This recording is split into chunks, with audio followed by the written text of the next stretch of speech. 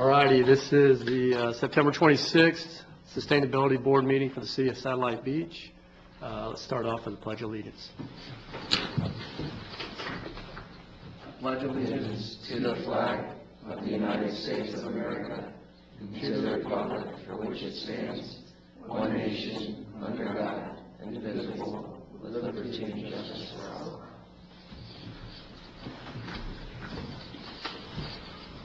All right, how's everybody doing tonight? Good. Anybody been to that new restaurant that used to be Brano's? No? Looks like they got some good food. Where is it? Where Brano's used to be, right there in the Lowe's, Okay. by Sherwin-Williams. Okay. Yeah, it looks pretty good. I'm gonna check it out this weekend. What's the name? Fresh Bistro. It's the same owners, from what I understand, but. Well, has anyone tried the place up close to Patrick, North by South or whatever, Bistro? Oh, I've heard It's good. Yeah. That's been on my Where is to-do it? list. It's I'm trying to think of something that's not the Red Leopard that's in there, but it's in that shopping center. The Bazaars is in Indianapolis, but there is a Bazaars location out there. But that shopping center. Okay. So we're gonna start with public comment, and I need to remind everybody that if you are gonna make a comment, please come up to the podium. It just makes it easier for the recording and also for the camera.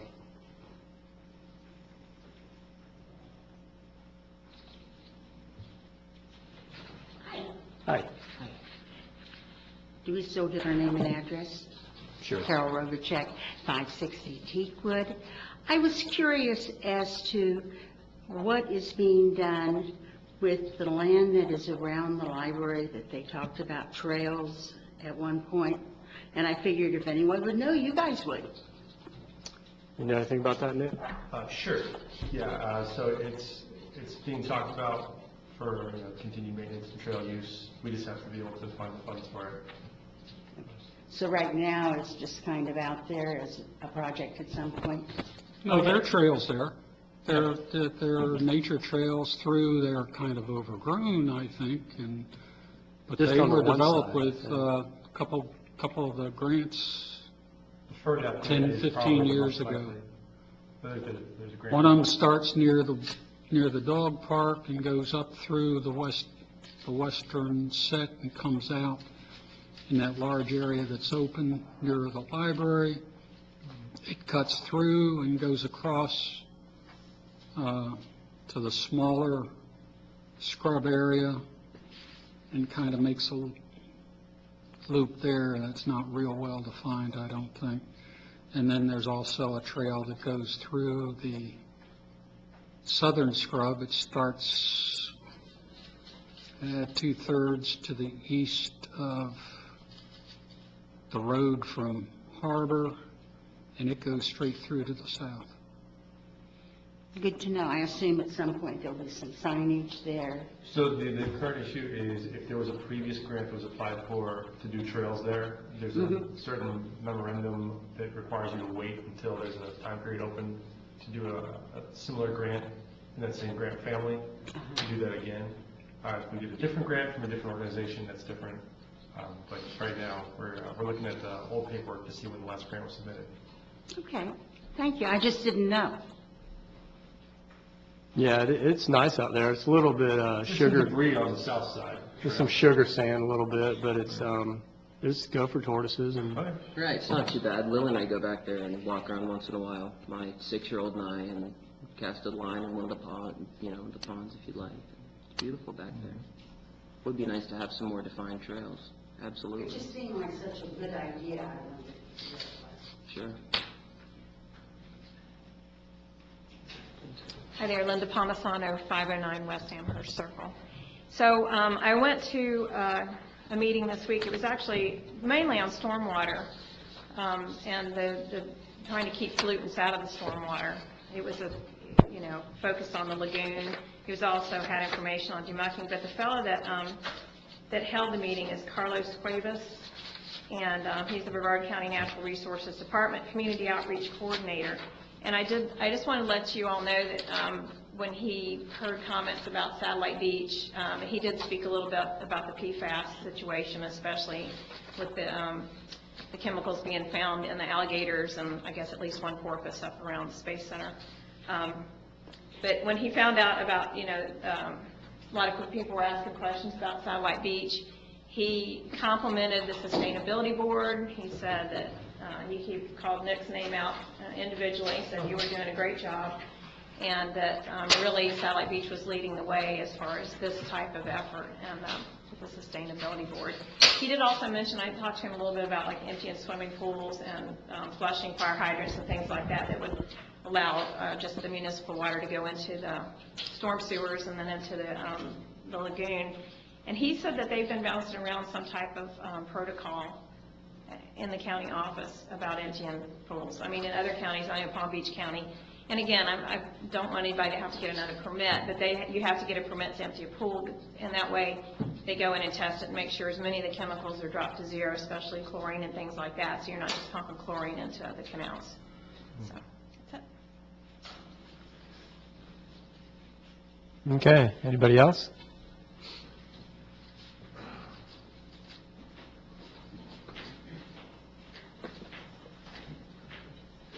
Rodney Smith, 265 South Robert Way. And so I want to give you an update the community compost. And I've been dumping, about 2 or 3 weeks ever since me and Nick and Jim Huck built it, and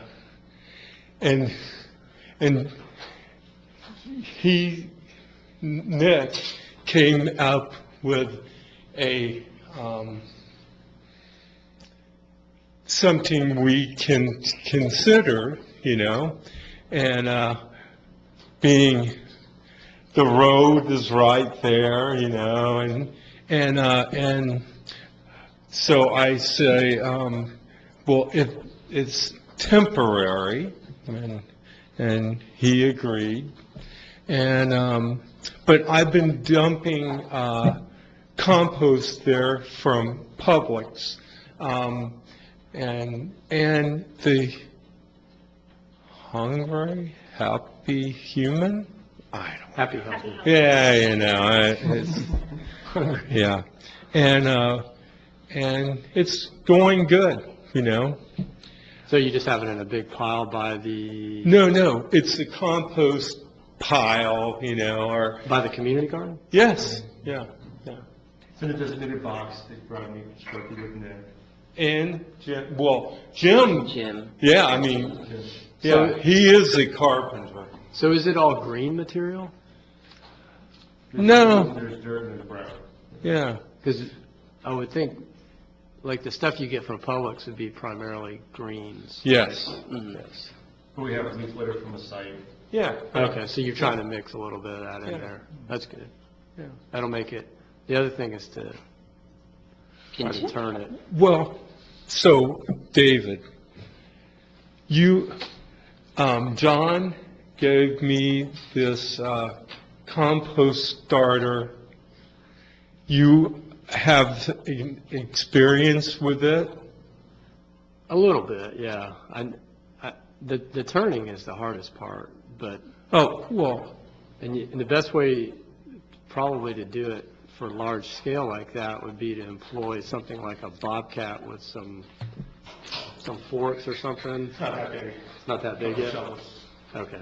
well, I mean, it's it'd be- going to be that big. Yeah. I'd Yeah, like it to get you know. real big, to be And- honest with you, but John, explain what you gave me this morning. Like, what is it? I'm not exactly sure what its composition is. It looks like a mineral of some sort. It's a mix of nutrients, I'm sure, that feed the bugs. feed the bugs, or it's actually the bugs? I suspect it feeds the bugs. To aid in the breakdown of the organic material. Yeah. Well, that's So, good. I yeah. like it. We're slowly coming, but patience, That'll be a big benefit to the community garden and city garden, and, I mean, that's one of the hardest things to get out here on the beach is good, nutritious soil, Sure. because it's sand pretty much everywhere. Yeah. I've been doing this in my yard for over 20 years, And then, second, and, so what is the spray we use, Nick, to east swell by the library? What is it? I'm meeting with Public Works on Friday, and we're going over all of our lists, and we're going to create a spreadsheet with the amount and where it's used. So I can get you that information on Friday. Okay, all right. Thank you. Thank you. Thanks, Rodney. Take a note of that. Thank you, Rodney. All right, any other public comment? Okay, moving on to discuss, take action on tour of lagoon-friendly lawns. Okay, so I brought this item, or added this to the agenda for this meeting, and basically the idea is to have a tour within the city, either in conjunction with KBB or the Native Plant Society, because they have one. But my vision was basically to have it so that people could bike between the yards and do it during a cool time of the year, like maybe November, December, or any time when it's cool. And so Nick and I spoke about it a little bit earlier today. He has something to add about that. Yep, I'm pulling it up right now. So one of the things we need to decide on, I guess, is whether we want to do this in conjunction with Keep Brevard's Beautiful Secret Garden. I tried to find that on their Secret website. Garden Tour. I couldn't find it. We are still, Is that something new that they're doing? they do it by chapter. So there's a north chapter, south chapter, and it transitions each year to a different chapter. It is our turn. Sorry, I'm just looking up. Are we in South Chapter? Yes, we're in the south chapter. Okay. And I can go over during my staff report if you want. Okay. Yeah, so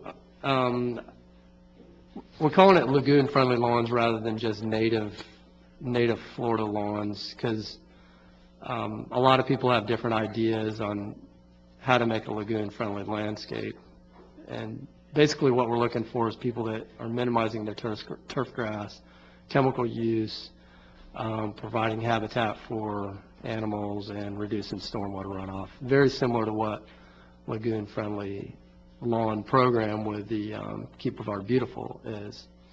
And I can offer up my yard, but I'd also like to find some other examples of different types of alternatives to turf grass in the city. I know there's some really beautiful native lawns, or shouldn't call it a lawn, a native yard. So if somebody has some ideas on who we might be able to contact to add those, and I guess what I'd like to get the board's thoughts on today is when we would like to do this, maybe how many yards we would like to do, and whether we'd like to do it in conjunction with Keep Brevard Beautiful, or whether we want to do our own thing and maybe combine it with like a Friday. We could either do it on a Friday with the food truck thing, kind of like what they did with the what we did with the bike rodeo, or maybe just do it on a Saturday. So I've been to some of these with different organizations. The main one that comes to mind was the Central Florida Palm and Cycad Society. They do those yard tours, and typically they're just 2, maybe 3 yards. And what happens is everybody's invited to the first yard for a time period, and they try to get everybody there at the same time. And then the owner gives a tour of their yard. Then they may have some refreshments, and then you would move to the next yard. And sometimes they would suggest lunch venues along the way, or other times I've done it, the second yard or even the first yard will actually offer lunches, as part of their part of the tour. And then, and then on the last yard that's toured, they typically would have a plant sale where they would invite vendors to come and just sell native plants, or actually these were palms, rare palms, but we could do something similar with native plants. The KBD one was May 18th. What's the date? May 18th, and they'll have up to 12 gardens that will be toured within 5 hours. So you get a list to drive around. There's something that is happening in November, I'll call Benny, because I know that I was at the Atlantic Environmental Task Force Committee, and they've got something that they're planning around, some kind of native tour. I thought it was KBB, but there's some KBBs in May. May 18th? There's some other native group, and I guess. Could be the band, maybe.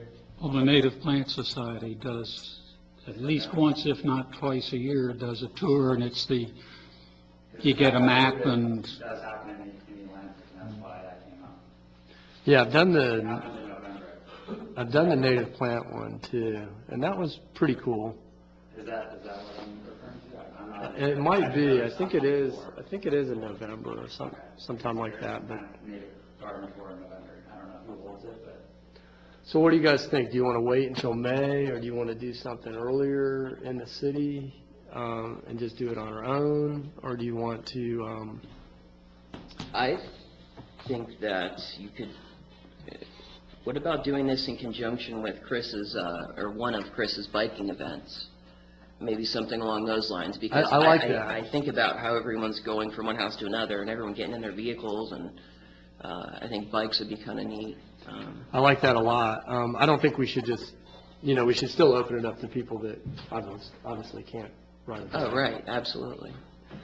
But that would be cool. That's kind of what my vision of it was too, is to have people start out from somewhere or just meet over at somebody's house. And we won't make it, the city's small enough that we can navigate it. But how many, so besides doing the bikes, do you think we should do it on our own or in conjunction with another organization? Well, the Beautification Board, I think in March traditionally has their plant sale. And if you are thinking about a bike ride, why don't we just partner with the bike ride that happens now monthly anyways, and then maybe just make one of those days a native garden tour day? Because we're already going to be having monthly bike rides anyway. Okay. The only issue with that is the days start getting shorter if we're doing it on a Oh, that is Friday true. night, We're you going know? to And we'll want to do this, my 2 cents, I think trying to do it on a Saturday during the time of the year where we're not likely to get thunderstorms and it'll be cooler outside would be kind of nice. I agree. I think like a Saturday or Sunday, maybe like March or something like that, where it's not so chilly that a bike ride's going to chase people away, but it's warm enough to be a little bit more forgiving. And the conjunction with the beautification, was that your idea? It's a good idea. I think that makes sense, Jim. With the beautification. plant There, sale? yeah, with their sale. event. Mhm. You have public. Come to the podium, please. Sorry, we have to follow the rules. That doesn't bother me at all. That's all right. Carol Robichek, I think that's an awesome idea. We have a lot of lawns within the city that have already gotten the big sign. And why not have a map of those, with the people's permission, of course, that would be available so that families could just come and ride at their own pace? Right. You don't want 50 bikes piling up in front of someone's driveway. And those people who like to garden might not necessarily like to feed all these people. So to me, it seems like it's such a good idea, and it can be in conjunction with a lot of things. But if the map of the homes that were available, and we've got a lot of them within the city, people would be proud. This gives them something to be proud of, and it also gives people a place to go on their bike trip. Actually, Beautification Board gives out, I think, it's a monthly award. So it says in a year you get 12 yards. So with the people's permission, you could make a map and you keep updating it with the new lawns, and then anybody can go in. I mean, these places, you can drive by, you can stop, you can look. You don't have to go knock on the door and talk to people and stuff. And if you really wanted to get fancy, you could have somebody give a little blurb on their lawn, you know, it's 37% native and it's this or that, or, you know, I've done this. And so that would strengthen the impact of the Beautification Board's designation. Then we should be working together anyway. Well, we could certainly go invite the yards that won the award and see, you know, who wants to participate. But I kind of envision it being more interactive, like. No, I'm talking two different things. Okay. I'm piggybacking that before we do anything with doing a yard tour, the material there is there to post on the website, the Facebook site, a map with the different places, and if we wanted a little description, so people at their own leisure can drive by and take a look. For KDB example, actually has this already. They have an interactive map that they've gotten all of their, I mean, we should probably partner with them if we're going to do an interactive mapping okay, of if they've got a properties. map thing, then yeah. Because why- that's what they've built on their website. If we were to do something, we would have to do something similar on our website, because that's the only place you can embed something interactive that has a map. well, then, So we would be driving people to the website to use this map. yeah, you could, if we work with them, if they're willing to include what our Beautification Board designates, Yeah, I mean, and all we need is a link. yeah, I mean, we could even just collaborate and even just partner with, you know, have our own essentially, but piggyback on their data that they have so that we don't have to recreate that. Because, I mean, they've already mapped out a lot of the properties. That's what I'm saying. They've already done the groundwork when it comes to an interactive map of native properties. Put the So city if they limits on wanna- top of that. Yeah, we don't want to Yeah, I think I recreate remember that. seeing that on the website. If we're going to go in that direction, we want to talk to them first. Yeah. So, Yeah, I like that. But would they include the Beautification well, Board? that's what I'm saying. We just have to have that conversation. I don't know, but I know that they've already been working on that for a year. So if we're going to go in that direction, Might as well, yeah. we want to talk with them and just figure out what they've been doing. In terms of I like the kind of like tour of homes type concept. I'm sorry, I forget your name, ma'am. But Carol, you know, I like Carol's idea about, you know, if people wanted, you know, you can go in a group if you know people, but just kind of having, if the people are going to do it who have the lawns, you're committing for, you know, whatever, you know, noon to 3 or whatever that day they'll be open, and then especially if we get information out ahead of time, you can kind of chart your course, and it's like trick-or-treaters or whatever. You're there to receive them as they come and kind of give a little tour of what your setup is.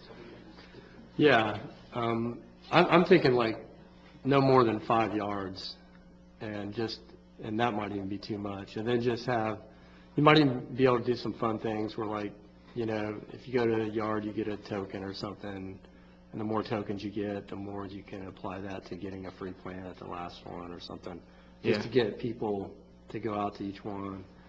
I think the educational component could be good too. I mean, because, you know, I'm someone who wants to be educated and wants to learn about this. So having something that's like full scale, totally native versus, you know, different steps in between, so people can kind of see different ways you can go if you have an interest, I think would be Yeah, helpful in selecting lawns, you know?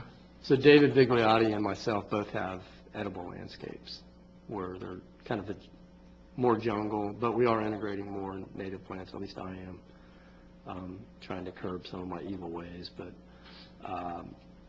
yeah, so that would be one example, and either him or myself could probably offer up that example, but then we would need like a native and maybe, I don't know, something else, or just a couple more really cool native yards. Or maybe somebody has, Well, why not ask Nick to get a list of the yards that have won the award, since they've been paying attention to Lagoon, because they used to give it for things like large oleander or whatever, but anyway, and not to distribute, but for us to go look at those yards ourselves, then at least we're speaking from some basis of knowledge about what we've got in that list and whether it meets our needs or whether we want to expand beyond it. Okay. yeah, If staff wants to make a motion for recommendation? Also move. I'll make a suggestion. Okay. I'll make a suggestion that the staff makes a motion to have that the board makes a motion to have a individual board member work with me on this. Also move. well, I'm not voting, I'm sorry, I was just nominating myself as the guy to work with you. Okay, great. I was making the motion, not nominating myself. I think you're a great person to do it. Made a new project anyway. Excellent, yeah. All right, cool. So it's done by consensus then. Yes. All right. Any other public comment on the lagoon-friendly lawns? Any more board comments on that? Okay, so next one is discuss, take action on the bike rodeo event and future events. And Chris isn't here. He didn't survive? Do you know, it seemed like you had some knowledge on that, Dylan. Do you want What's to- up? It's going to be a monthly thing reoccurring with that event. How was the event? I mean, I was just there filming. I didn't even get to bike myself, so I didn't get to take. Okay, so. It was killer. I was there. It was awesome. I saw Jazzy. We were pushing my son, so I wasn't on my bike, but I was bummed because I didn't know Bob's was going to be there. My wife needed a tune-up, but next time we'll know. It was a lot of fun. I think we probably had 20 or 30 people, right? More than that. On the ride. Wow. And, Those like bike car things were awesome. Do you know what I'm talking about? Those? yes, oh my gosh. I'd never seen those before. Yeah. Yeah. Little pedal carts you're talking about? Yeah. Yeah, they got some speed, man. I started wondering if some of those kids should have been wearing helmets. But the ride itself was great, and we were assisted by, who was it that? Yeah, the volunteer CPO. police. I think we had Yeah. 3 or 4 of them. CPO. And Where did you go? Where was the route?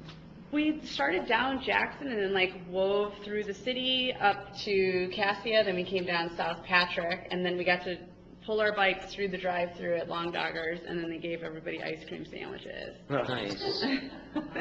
It was so great. And then we came back to the rec center, and I mean, it was really great. It was Awesome. a lot of fun.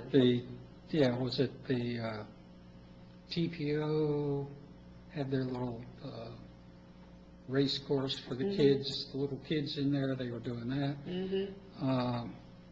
I spent a fair amount of time talking to Sherry Driggers in the police department.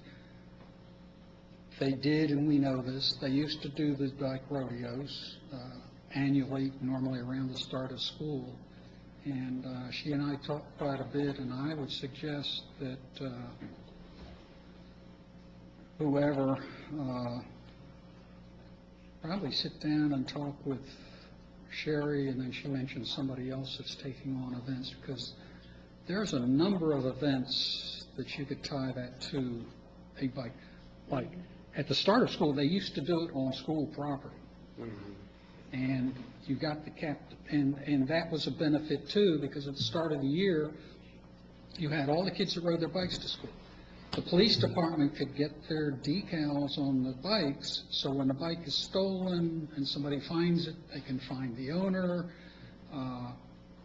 They teach the kids the good behavior in the street. There's a lot of things that can be done. She mentioned Founder's Day could be another place you could do something like that. You've got Big Truck Day at least once in a while. The point is that if people are interested in that, you could do your monthly thing, but there's other things you can insert into different activities in the city or events and kind of, Get more people on bikes. Yeah. raise visibility. I like the idea of having these rides, but I think we should have rides for kids and rides for adults, because you can't really do them both simultaneously, because adults will want to go faster and they may want to go to different places that kids want to go. So is that something that we're thinking about, Dylan, or is it? I haven't heard anything of that. Right now, I know that the piece that I'm creating, I'm doing a small PSA on that event, but it's focused on family, really. Okay. Kids, family. I don't know what direction Chris kind of was hoping to take it. I don't really. I'd say the camps are probably more like family and then like serious cyclists, you know what I mean? And there are a lot of serious cyclist groups, though. Yeah, There's yeah, already yeah. in existence. I'm not talking about like, Space Coast freewheelers type rides. I'm just talking about a leisure ride. No, I'm pretty sure there probably is the ability to do something like that. I haven't heard anything. Or even a night ride. There's a lot of communities that do night rides, and it's really a great time to do it. I mean, the There's ride nobody back, on the you guys were roads and- essentially already riding at night. I mean, the footage that I got, you guys have lights on and everything. I used my wide aperture because it was already dark. Like, you guys were in the dark. Yeah. So that ride was already a night ride. Having that much fun. You realize. Neat. It was a lot of fun for sure. I mean, my family enjoyed it, and some of my family was reluctant at the idea, but they would all do it again. I spoke to a number of people in the community too who said, I didn't know about this, or I couldn't go, but I really, let me know when the next one is. And so I thought, being that it was still a warm month and it was our first one, I thought it was really a good turnout and a well-received event. I have a friend who participated, who posted about it on Facebook, and there was all kinds of, positive feedback from other people who I don't think were there. So I think that there's some buzz for whatever it's worth. We need to chart out some cool rides other than just riding around on the streets, because there's one place I go is Hightower Beach Park, where the big boardwalk that goes up on the beach. That's a really kind of an unused boardwalk. Yeah. And it would be nice if we could. I was up there last night jogging, and I was thinking, man, this thing is just deteriorating. And it never seemed like it really gets that much use. And it'd be really cool if we could come up with something to use it for. Like maybe, and I know at some point we'll probably have to they are rebuilding it already, because some of the deck boards are starting to crack. But yeah, so think about that, what we might be able to use that for. Maybe a surf contest. It'd be a great place for to have an audience. The only thing that would be really nice, and I don't know if this is possible, it's probably not, but to have another boardwalk that actually goes down to the beach, kind of in the middle. But that would probably require all kinds of permits and. There is a ramp at the end of Grant.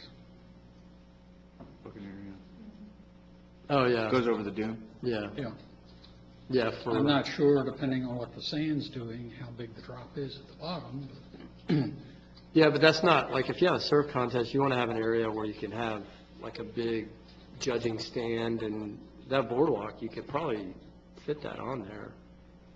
Well, they got the annual, what is it, locals only at Yeah, Pelican Park. Beach. Yeah.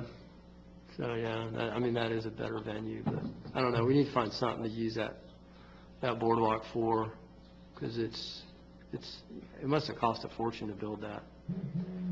It was necessary to get the points to get the land. Yeah, $3.8 million, it was worth it. yeah. But, okay, so any public or more staff comment on bike rodeo events, future events? Carol?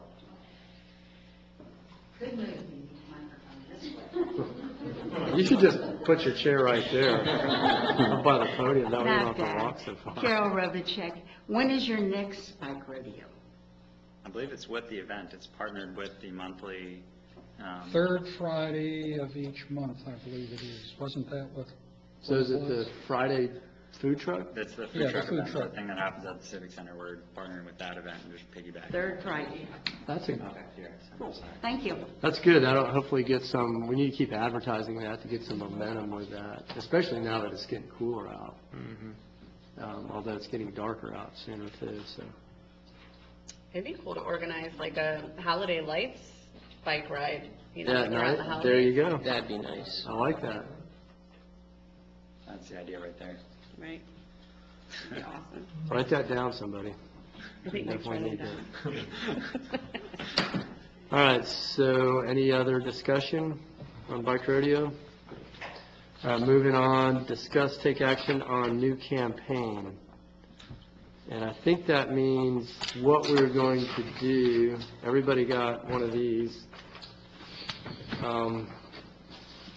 So the last meeting, we talked about what we're going to, I guess what type of things we're going to give away, rather than the yard signs. And the idea was to find something that is, where we're not creating more trash, basically, and something that people might use to reduce single-use containers. So Julie came up with this. It's a reusable aluminum sports bottle. I like it because it's not plastic, and if we want to have these for Founder's Day, we need to get these on order relatively soon. So there's still, I mean, we could also choose something else, but we have to make that decision relatively quick. So these have our logo on it and then some other great, I think that would be the, yeah, that's the idea. Not if you want, I'll help whoever with design, or someone can give me a design, but we just need to create or decide what product you want to bring. I think water bottles. I really do think this is a great idea. Water bottles strongly seem- concur. I think it's seems great. to How many fit, of them are you looking to purchase? You know, replacing the single-use bottles of water type thing. The thing about the logo, and I kind of pondered, we have our logo, but do you really want to put that on? Is somebody going to be interested in a logo that says, you know, Sustainability Board? I would think there may be something else. What's City of Satellite Beach? Yeah, now the thing is, Our logo is so bad with the city of Salt Lake. It's like, it's not even a vector. We need to fix that. You know, you have a real vector phone? I like the old one with the satellite. That's just me. Yeah, well, the thing is- Mid-century modern is very popular right now. Like the one on the, yeah, the official city logo. Yeah, the official city logo, yeah, I like that. Okay, but if you're going to do that, because there was a problem in the past, council passed an ordinance that that logo may only be used with the city's permission, and I think that means council. So if you're going to do it, somebody needs to look into that real quick, and if that's the case, probably needs to hit the next council meeting. And I thought that would be a neat, Pretty sure it's going to be an okay. what? It's going to be an okay. There is something in the code, so whatever the code specifies, yes. It may just be Courtney says, okay, I don't remember, but I do remember the brouhaha because somebody was misappropriating the That was probably somebody outside the city using our logo. and, you know, and that did strike me, would really be neat to have the city logo. Yeah, here it is. But- If you guys wanna look at Yeah. it. Yeah. Now, if you want to see It's on the a improvement. good-sized one, there's one right in the lobby up on the wall. Yeah, I love And that it's, logo. it's. I think a- it's cool. So I have It's another- retro. I always thought it was cool when I was like, I've always thought it was cool. Well, actually, it's based on an illustration that accompanied an article that Werner von Braun wrote in the 50s. It's How does that work? almost a perfect copy of that. What was the Okay. article on, Betty? It was on his idea for an inflatable space station. No kidding. That thing would rotate like 3 times a minute or something, which gave you artificial gravity. It was 3 stories tall inside the torus. Yeah, it has history. I like the idea of using the actual city logo, but one thing you kind of mentioned, if there would be a quote or something, I actually like that idea of maybe even putting something else besides the logo on there that maybe represents something. Yeah. You know? You do need to be careful. I think, didn't it specify like 4 by 4 inches or something, which isn't huge. I forget. I looked at the So you're saying website. do both, Dylan? Like put the logo Yeah, on one side and and pick then an the, like, appropriate quote on the other side or yeah, something. about sustainability, Yeah, conservation. something. Yeah. Yeah. So I that think would- that's a good general That would idea. raise the cost. 'Cause Do we know what our budget is?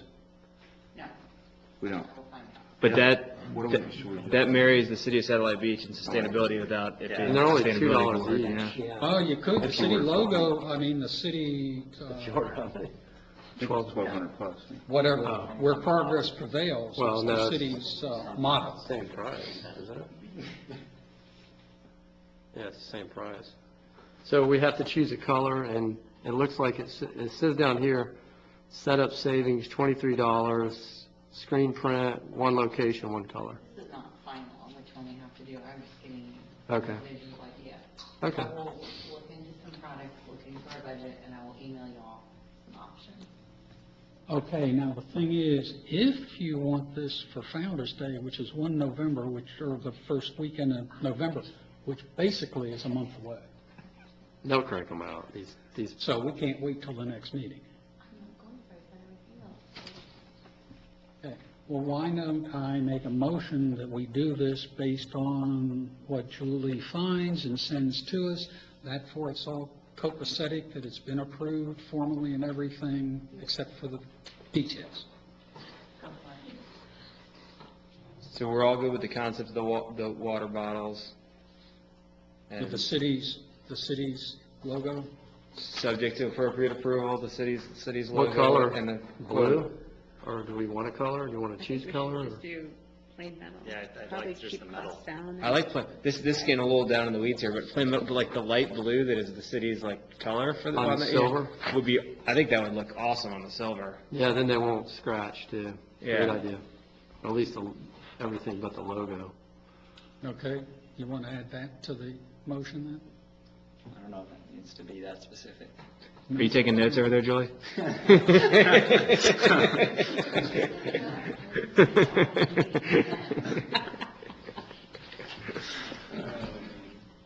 Do we want to Consensus? do like something Somebody wanna like make a along motion? the lines of a quote along with it? Or do we want to just make like a statement about, I think this first, bottle saves this much plastic or something? I think Julie's gonna look into budgets and then get back to us with what our budget, what the cost would be, and then we're gonna make those decisions. I think we got an outline pretty much of everything except for what the words will be, Yeah. right? That's what I was trying to do, is Yeah. make a motion that's. I'll second John's motion with the, I think we're up. Might be. Do you know what's been What's motioned? your motion, John? So we do the bottles, we do it in native aluminum, the metal, unpainted, with the logo in blue, Yeah. and then we'll have to worry about whether we do text and what the text would be. Okay. And you're going to second? I'll second that, absolutely. Yeah. Yay. Yay.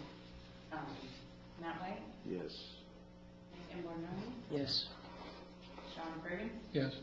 Mark Boyd, Yes. David Lloyd, Yes. motion carries. Can I add one thing? Can we all think about a quote, potentially, if we do get the ability to write something on there, can we all start thinking about that now so that we're not? Yeah, thank you.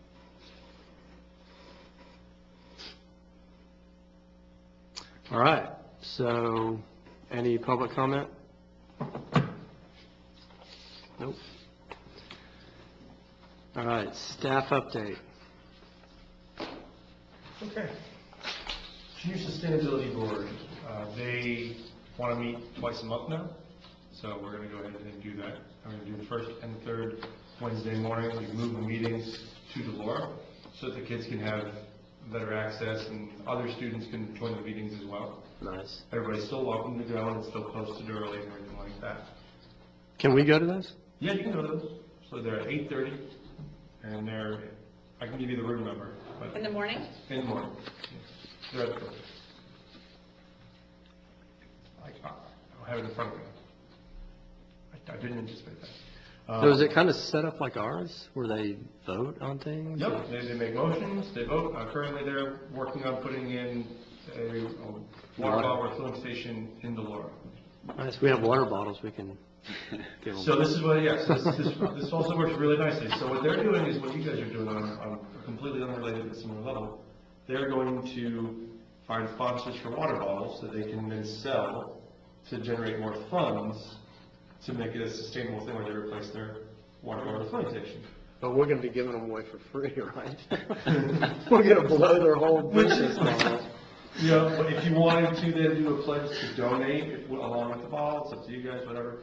But that's what they're doing. They wanted to do that with the students and stuff like that to try to get the students to start using water bottles because they don't really use a lot of those water bottles at Delora right now. Yeah. So it's kind of what they're working on. I like it. Are they thinking of using the Scotty logo? That and whoever the sponsors are at different levels.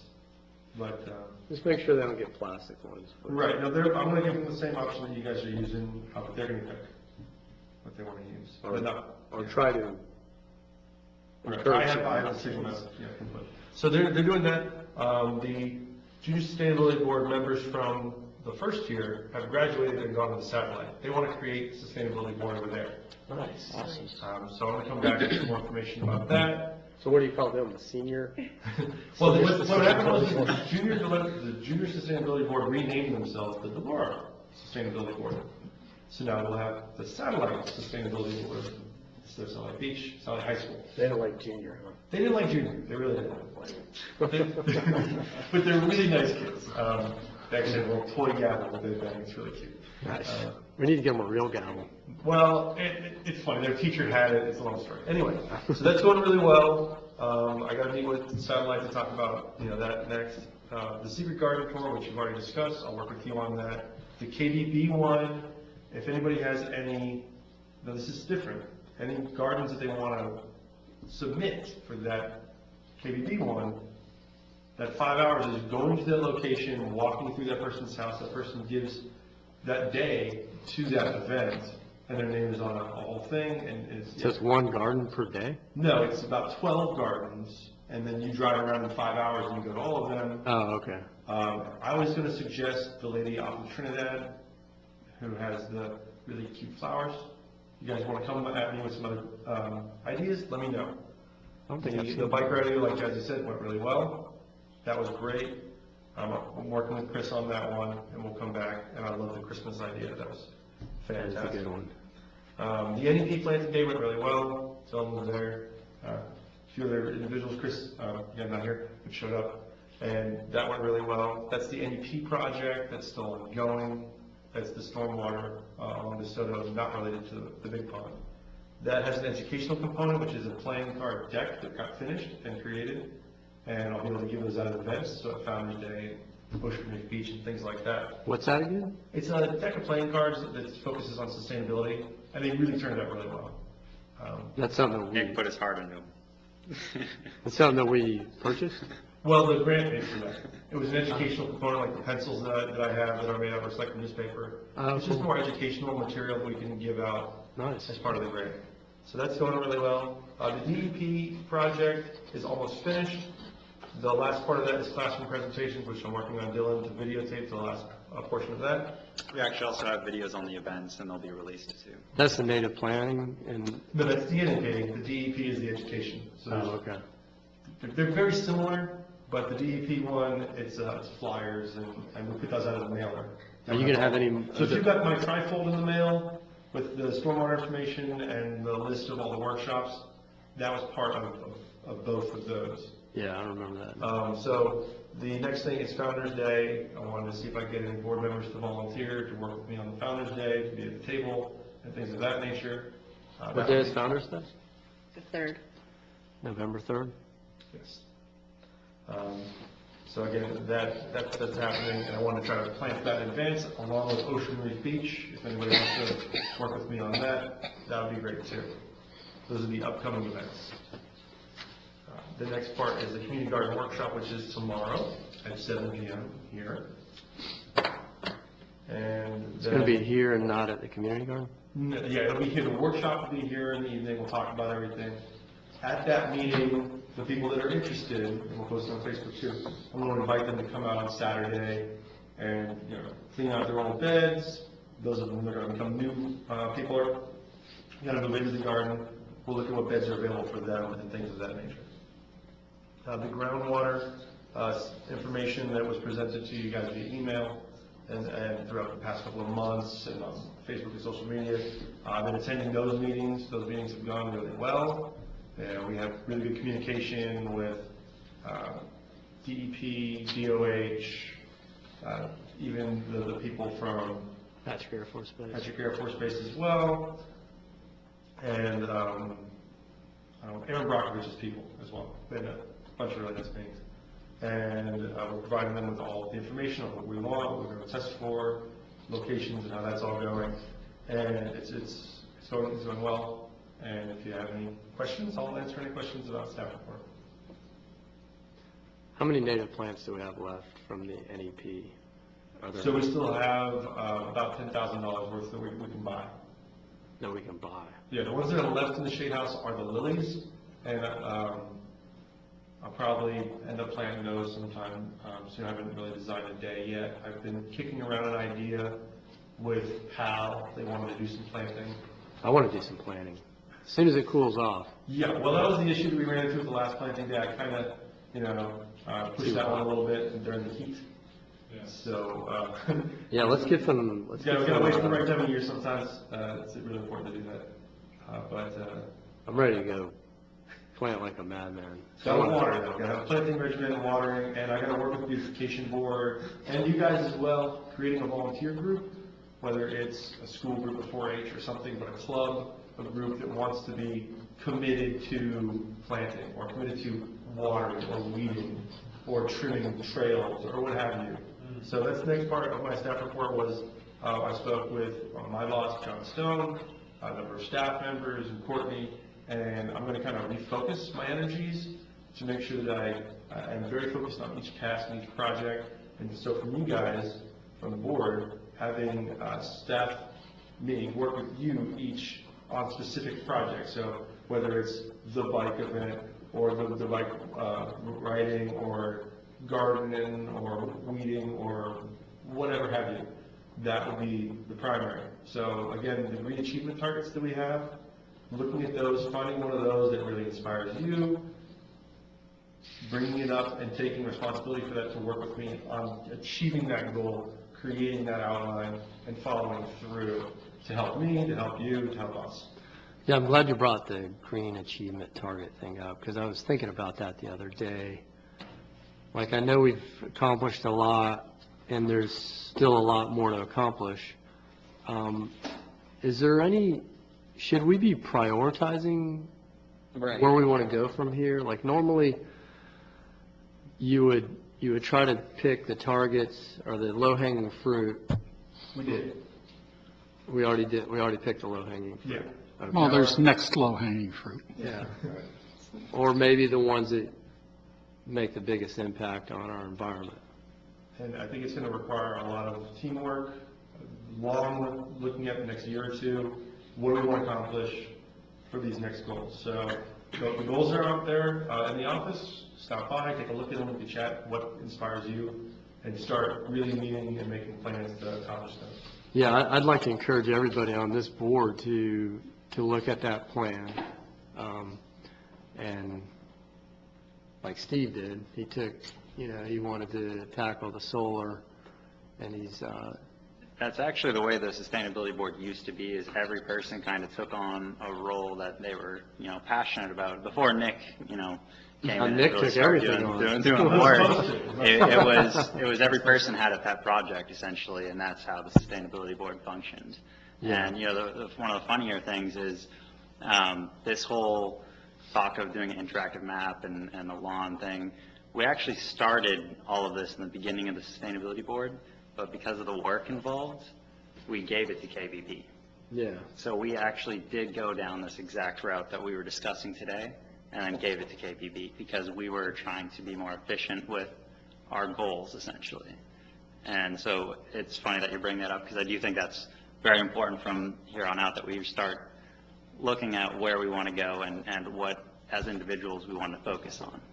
Do we have like somewhere where we're keeping track of the green achievement targets and which ones have been? Yep. Well, I was thinking, why not, you got the file that shows the table that shows all the goals. And some of the goals have been achieved. Others are, I guess you'd say, in process. Right. Like Why not take that file and annotate it in some way? So you cross off the ones that are achieved, you do something to annotate the ones that are in progress, and then at the next meeting, if as part of the agenda we were provided with that table, then we could have an informed discussion of that. Because the reason that table is important is that it included how important the goal was and how hard it was. So you can have a very important and easy, that's low-hanging fruit. Right. If it's important and hard, maybe, maybe not. And if it's not so important and hard, that's the bottom of the barrel. So that can help you make an informed decision about where you're going next. So part of what I was going to do at the request of others, and it's a great idea, is to come with a staff report, official staff report, to each of these board meetings. On the next one, I'll have a staff report, and I'll bring that with me. I'll make sure that I have. Yeah, if you could send it out before then we can look it over and maybe make some decisions on, or maybe people want to pick up a green achievement target and kind of, be the ambassador and kind of work with you on that individually as they're, some of them are big where that might not be achievable, or multiple people might have to work on it, but I'm sure there's some that we can do on our own. That way we can help you, because it seems like you've taken on a lot on your own and you've done a great job. I suspect also that we'll find some of them, like the bike business we're doing, what we're talking about doing with gardening and things. I suspect you're going to find there may be some goals that we're already playing with. Mm-hmm. Yeah. Or we're close to being able to say that's a goal, and we'll finish it off. Okay, so we'll put that. Chris meets with me once a week. You're all welcome to schedule time. Okay. His updates will be coming in your agenda. Okay. Yeah, as a minimum, just get us the list of the green achievement targets. You don't have to spend a huge amount of time on it, but just get us something so that we know what's still left to achieve and which ones have been tackled. Okay. If you can do it relatively. Absolutely, thank you. Okay. Now, you mentioned about gardening and stuff like that, and Rodney, I'd heard some noise. I think you'd made a comment about kind of I'll use a bad namer, but hook kids on gardening. Do you want to make some comments or not, or just work with Nick? It seems to me that you guys we're all moving in kind of that direction. So,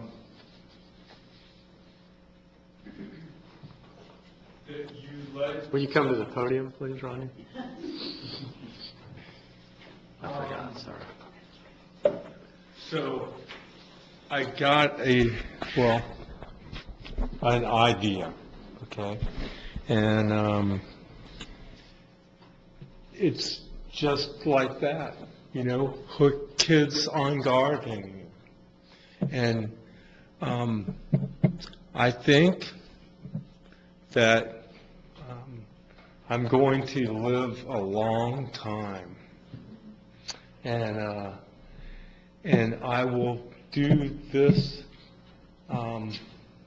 for Kids on Gardening, and start at perhaps the Anglers for Conservation will do it, or I will start a new nonprofit.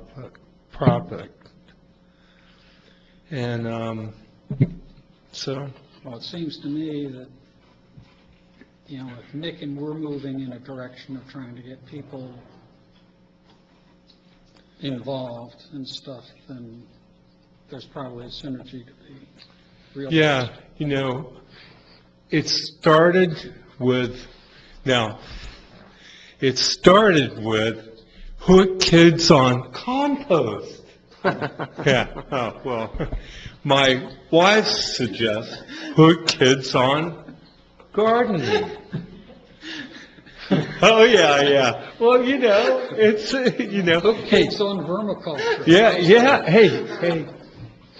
So, I love your idea, and we're very fortunate that Surfside Elementary is making huge inroads into doing this, because they have gardens for each classroom, and Erica Meyer has been instrumental for many, many years of getting kids interested in this. But what seems to happen, at least in my understanding, is that when they get to Delora, they don't want to do that anymore. It's like elementary school only. But if we could, and we tried to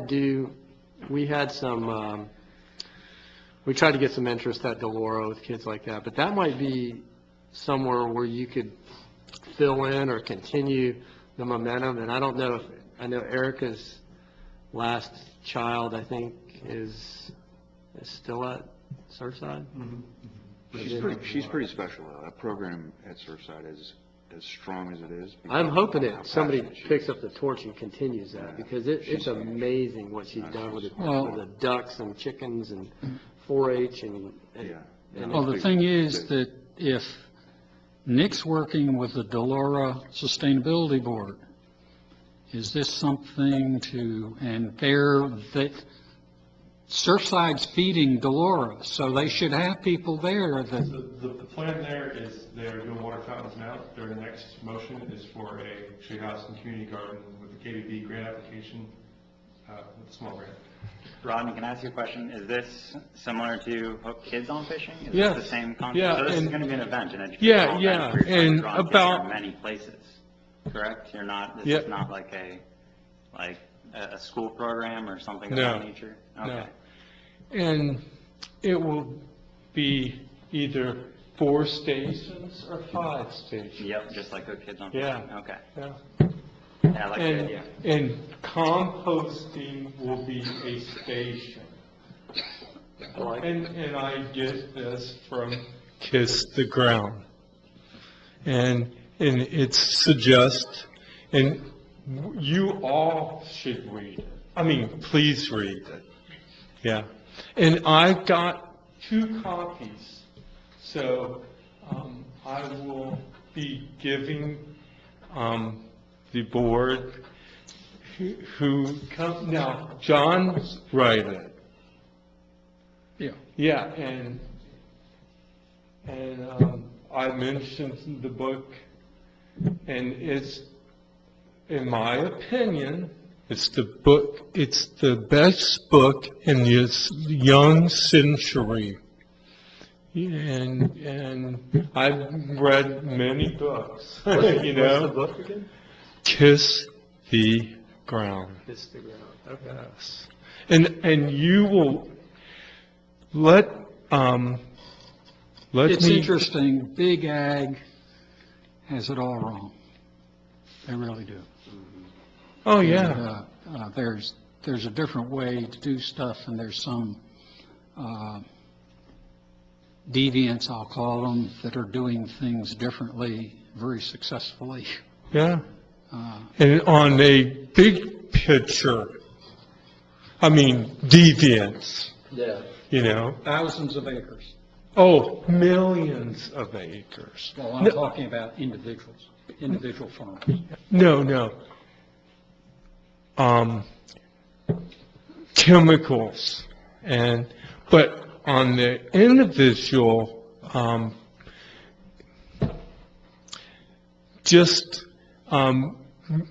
so you want the book, David? Yeah. Okay, let me, Can you loan it to me? yes, okay. Is it in the library system if you look? I don't know. I asked once, and Yeah.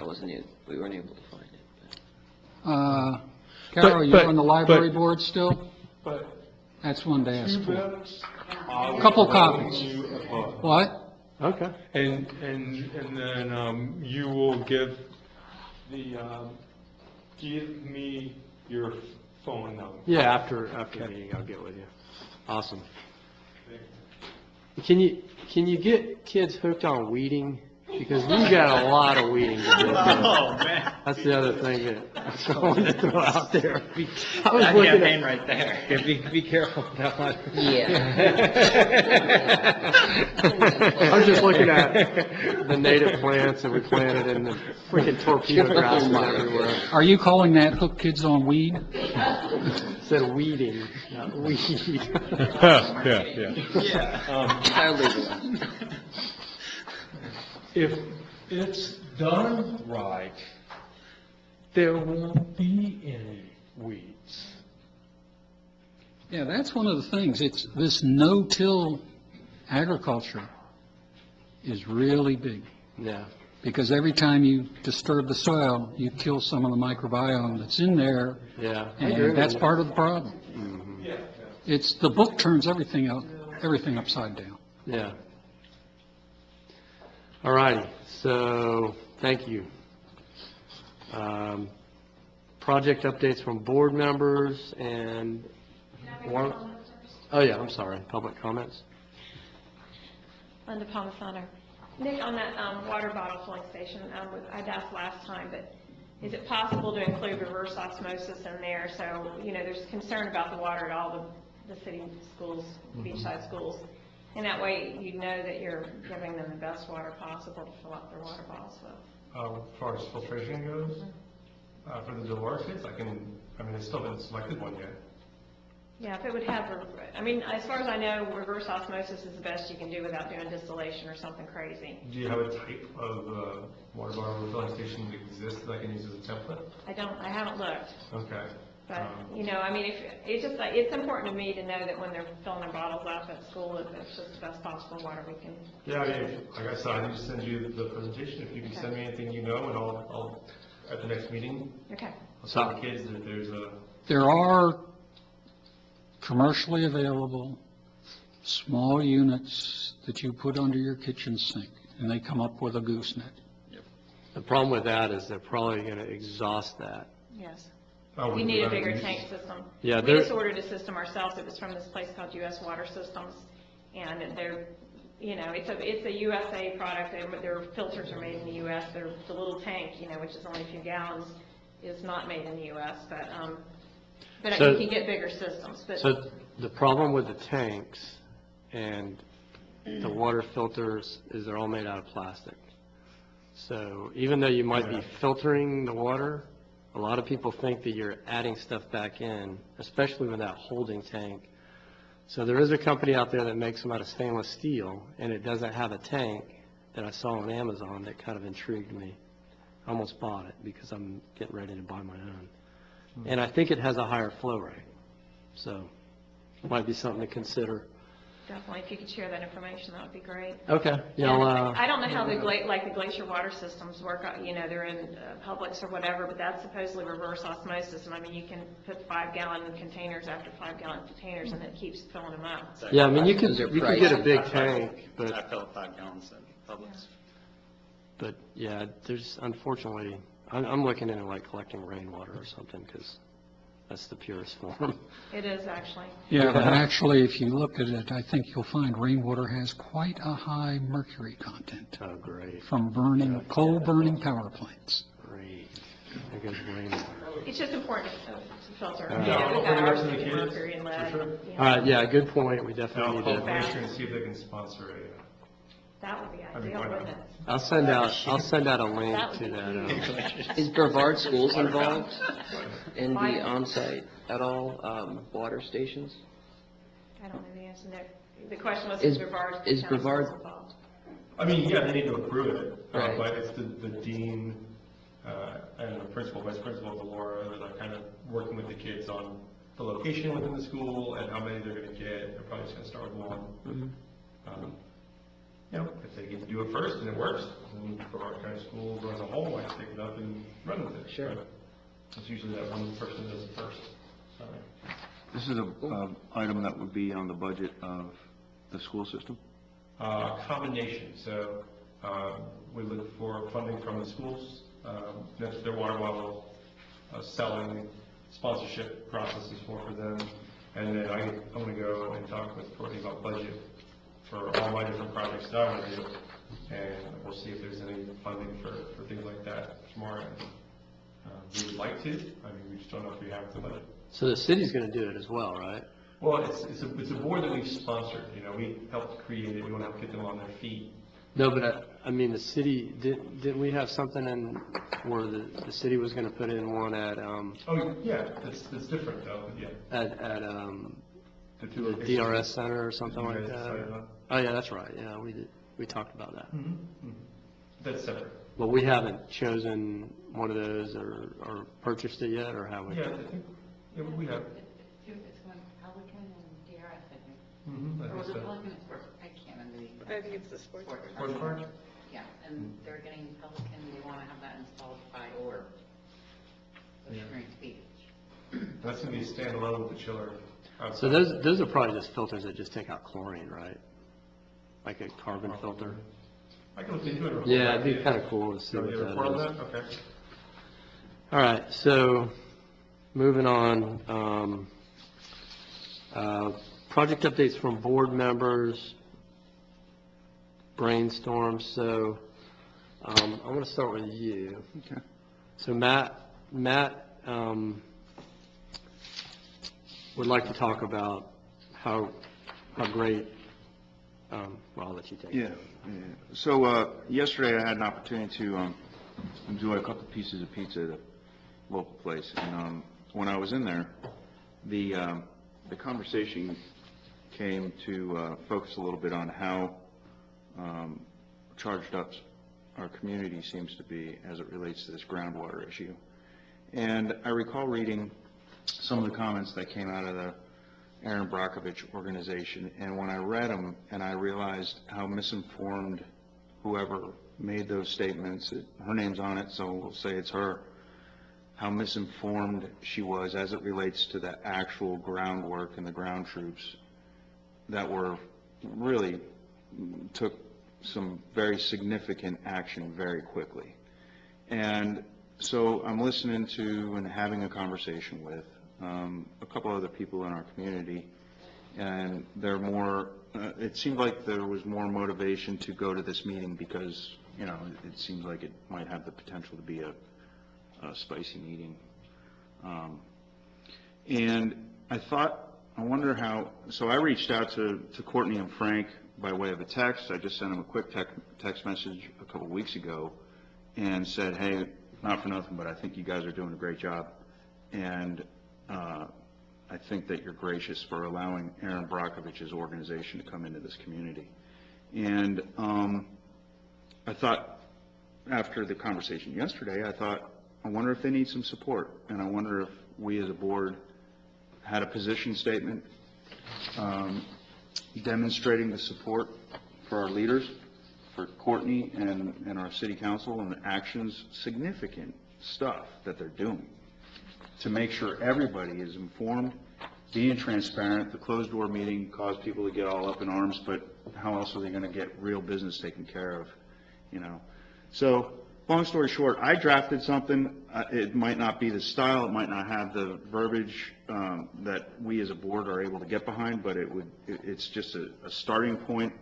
And I would like to have something put out there. I guess Facebook is a good vehicle to do that kind of thing, and anywhere else that we could put it, but real quick, the Sustainability Board applauds the exemplary proactive approach the leadership of our great city has taken to learn the scope and the facts surrounding the recently learned groundwater issue. The Sustainability Board requests that Aaron Brockovich et al. Apologizes for the implications or comments created by jumping to conclusions through a poor process of evaluation and the acceptance of tremendous misinformation. We also request that Aaron Brockovich retracts the slanderous comments that were directed at our city's leadership regarding this issue.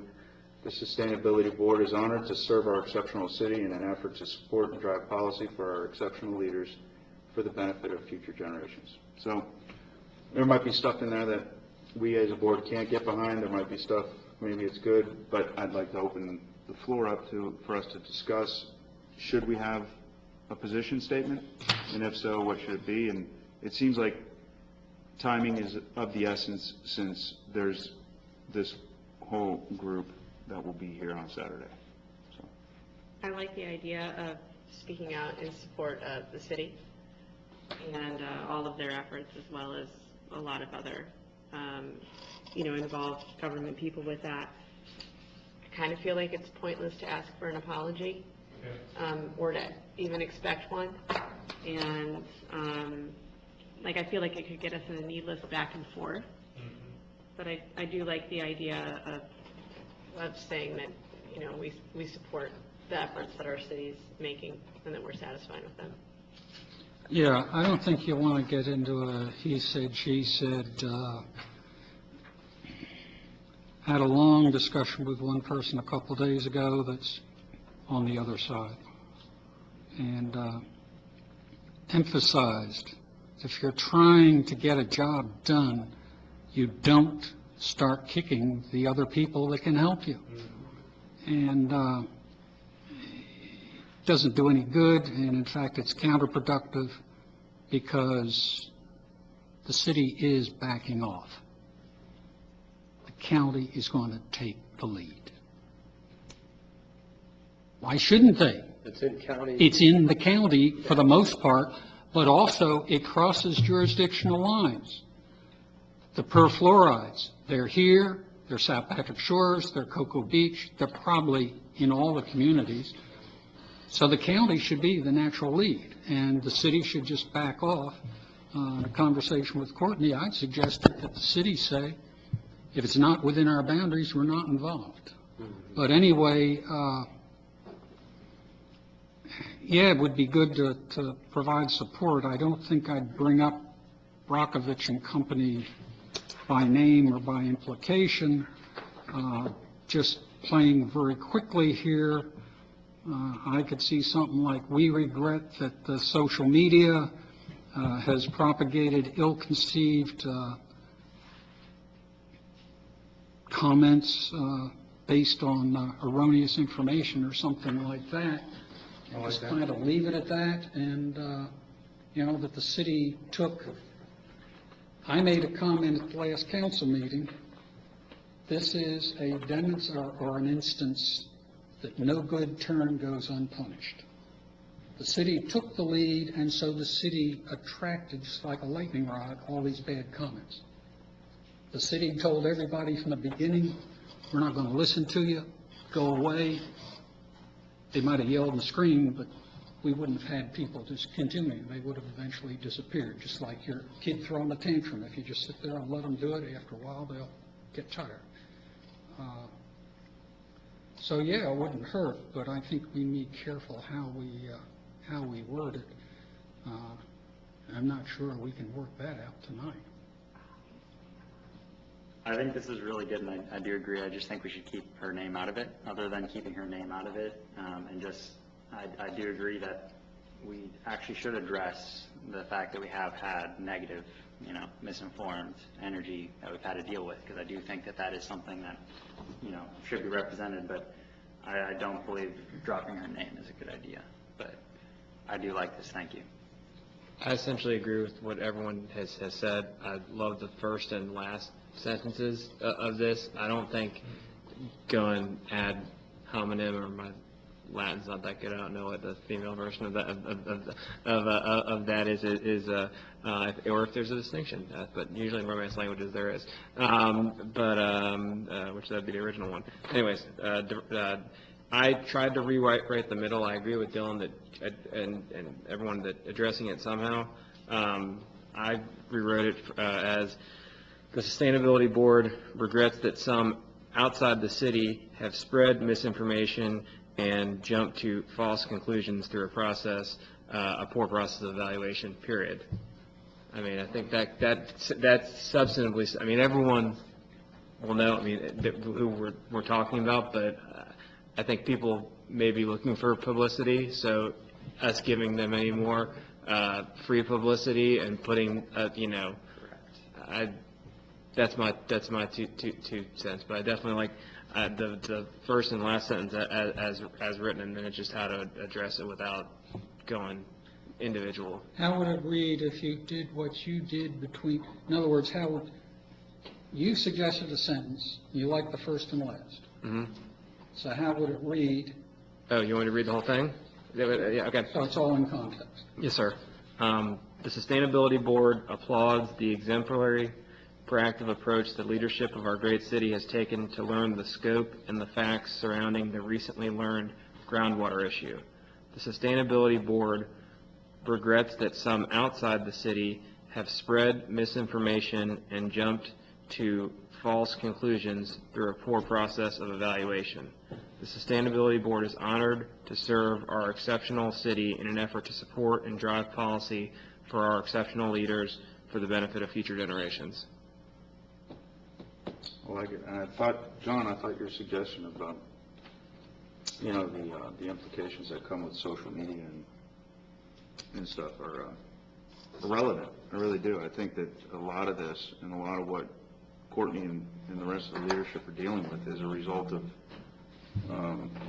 It's unfettered. A vehicle, yeah, that just allows anything go. Well, actually, you said those outside the city, right? Yeah, I mean, I was... Okay, what if we to me, that's an somehow or important other distinction. insert the social media in addition to or in lieu of? Do you see how that would fit in there somehow? Sure. I mean, I do think it's, I do think it's, and I'm not to say that the people who aren't in Satellite or Brevard shouldn't, care about, global environmental issues, but I think that what was particularly off about this post that is, not that it matters, because I care about the health of people living in South Patrick Shores just as much as I care about them living in the city limits of Satellite Beach as a human being. But it showed an ignorance that these are not, that it betrayed a lack of knowledge about what's going on locally, which are the people who, we all live here, our families do too, and people can have different viewpoints. So this is someone coming in uninformed and pointing fingers, causing hysteria that, it's not good for those. There's going to be stuff out there that someone searches Satellite Beach on the internet forever now that's out there that's false, that someone who's not here, who has no investment in our community has put out there. So, to me, that's an important, thing to throw out there. But the social media element, I think, is good and important, too. I think that the term outside the city could be read into a lot of different ways, and it could imply that people within the city don't agree with those things.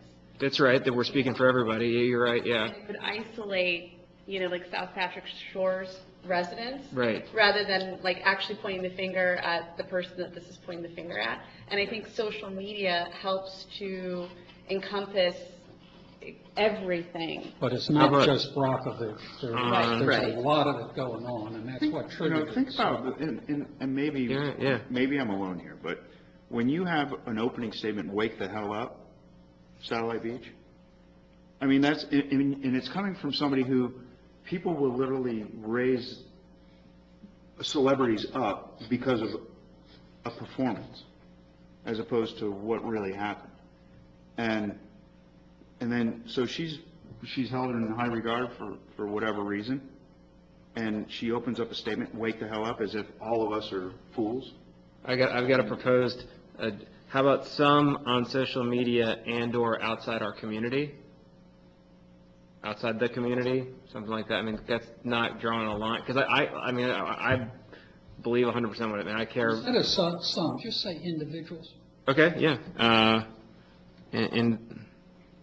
Individuals on social media and/or outside the community. I mean, because there's people, you're right, there's people inside the community that they're saying things that aren't true, or, or out of ignorance or whatever. And I mean, no one knows all the answers. Near and far or something. Does everyone think that we need to address some sort of rebuttal to this woman? I mean, to me, this is kind of like opening another can of crazy worms. I think we should just put this to rest. She's certainly, I think that's already been taken care of to yeah. a certain extent by... Maybe just the first and last sentences then. I mean, thanking our city leaders for everything they do, I think, is always something great. And if we, did something additional and kind of, maybe, it kind of be hard to kind of bring the two together. But just to genuinely all get together as a sustainability board and keep it thank positive them for everything, and just kind of just keep it positive and yeah. Yeah, that's a good, I think you might convince me. Okay, what if let me try kind of that plus. The Sustainability Board applauds the exemplary, proactive approach the leadership of our great city has taken to learn the scope and facts surrounding the groundwater issue recently raised on social media. The Sustainability Board is honored to serve our exceptional city in an effort to support and drive policy for our exceptional leaders there's something going on there for the benefit of future generations. I think that's great. I understand where you're going with that, but at the same time, I almost feel like saying that it's on social media takes away from the fact that there's a lot actually going on outside of social media too that we're thanking them for, in a sense. I almost feel like we're almost now saying that everything went on social media by adding social media into the first sentence instead of addressing it on its own. I mean, I could be completely wrong. You don't have to take what I'm saying here, but I just feel like that almost sounded like we were kind of saying that this whole thing happened on social media. We're up against a time deadline here, right? We want to get I mean, just as a practical matter. How about just going with the first and fourth sentences, which are positive, and it sounds like everyone is in agreement with the message contained in both. One of which is kind of backwards looking. We applaud the job they've done. The other is forward looking. Right. I would keep it the same. I like them. I like your middle one, but I get it if that's not something that all of us can agree on. But I liked your addition, but. Okay, I'm having trouble here in that last one, to serve our exceptional city in an effort to support and drive policy for Too much our... exceptional. Yeah, the exceptional... How about we take out for our exceptional leaders and just say for the benefit of future generations, because they've already applauded the leaders in the first Yeah, I sentence. think that I think may fix that. Yeah, there you go. This reads a little better. Okay. I'm not sure what the avenue, I don't know if you know, Nick, what Courtney wants to do with this next. Is that what I'm Take hearing? it to council. Oh, okay, so it'll go in. It would just be in the minutes. Okay, all right. Okay. It's a resolution of the Sustainability Board. So does somebody, Not a resolution. It's not, yeah, it doesn't have the form of a resolution. That would take a while, but a statement of support. Yeah. Yeah. So I guess that would be probably included in the packet, then, is that what you're telling me? Yeah. Or someone will come say it? That'd be nice. I'm just not sure. So, here we go. Well, why don't I make a motion, and I will try to read this correctly and get corrected if necessary, that this statement be provided to council for the next meeting. Okay? And the statement being, the Sustainability Board applauds the exemplary, proactive approach the leadership of our great city has taken to learn the scope and the facts surrounding the recently learned groundwater issue. The Sustainability Board is honored to serve our exceptional city in, I'd say, its effort to support in, I'm not sure what adverb or whatever it is, effort to support and drive policy for the benefit of future generations. Do we have a second? What about in efforts to support and drive policy for the future, for the benefit of future generations? Did you catch that? Does that work? Or it can be editorialized. Right? Yeah. Do we have a second? Second the motion. Absolutely. Consensus? All in favor? All in favor? Consensus? Yeah, I'm in favor, yeah. Aye. Consensus, yeah. Aye. Just by consensus, yeah. All right. If we do consensus, that means the non-voting members can participate too. There's an implication there in my mind. All right, I motion think this carries. sends a positive message. We don't want to, we don't want to get in a food fight, it's, yeah. Yeah, I mean, I like the city's approach of just letting the county handle it and kind of back off and, It does tick me off as a property owner and a resident that we get, that it ended up, that it happened, but By the way, we never did open this public comment. we are now. We are now. Sheila Young, 315 Hamlin. I think it's an excellent idea that you're bringing this forward. It's the perfect timing and the right thing to do, and I love the verbiage that all you guys have come up with. The only thing I would suggest adding a little tiny sentence or a phrase, recognizing the inclusive nature with which they went about trying to get to the bottom of this, because they had open meetings. I attended some, and they were fantastic. I brought other neighbors with me, and people felt that it was something that other communities might not do. So it was wonderful to have that. So if you can squeeze in a few words about the inclusiveness with which they went about this. Well, actually, the first sentence starts, sustainability applauds the exemplary, proactive, inclusive approach. Okay. So do you want to change That it? would be it. Yeah, I guess amending my motion. Proactive, inclusive. Okay. Does anybody want to second that? I'll second it. All right. Everybody in agreement? Say aye. Aye. Yeah. Motion carries or change. Thank you. That was very good Yes. point. Yes. You have to come up to the podium for that. I'm sorry. Yeah, just blurt out things from the audience. So let me have your phone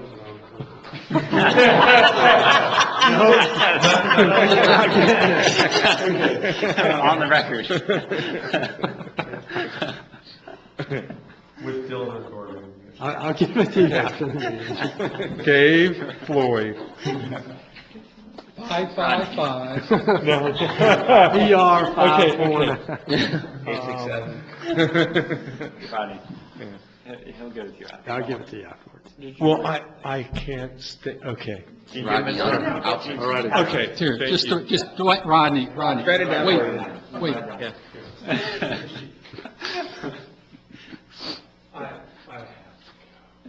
It's understandable. And thank you for suggestion. Good to see you, Ryan. Yep. Thanks, Robbie. See you, Rodney. Okay, so where were we?